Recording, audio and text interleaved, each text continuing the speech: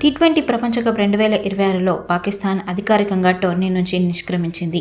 శ్రీలంకతో జరిగిన సూపర్ 8 మ్యాచ్లో 5 పరుగుల తేడాతో విజయం సాధించినప్పటికీ దారుణమైన రన్ రేట్ కారణంగా పాకిస్తాన్ ఇంటిదారి పట్టక తప్పలేదు. లంక ఓడిపోయినా కూడా పాకిస్తాన్ను కూడా తనతో పాటే రేసు నుంచి తప్పించింది. ముందుగా బ్యాటింగ్ చేసిన పాకిస్తాన్కు ఓపెనర్లు సూపర్ స్టార్ట్ ఇచ్చారు.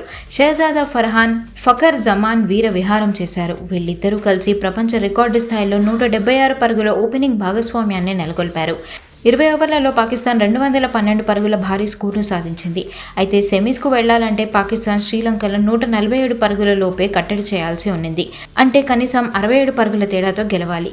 కానీ Lanka captain Dasun Shanaka super innings ఆడాడు. లంక 148వ పరుగు పూర్తి చేయగానే పాకిస్తాన్ సెమీస్ ఆశలు ఆవిరయ్యాయి.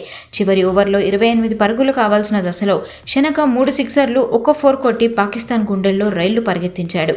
చివరికి షాహీన్ అఫ్రీది 2 డాట్ బాల్స్ వేయడంతో పాకిస్తాన్ 5 పరుగుల తేడాతో గెలిచింది. కానీ టోర్నీ నుంచి నిష్క్రమించింది.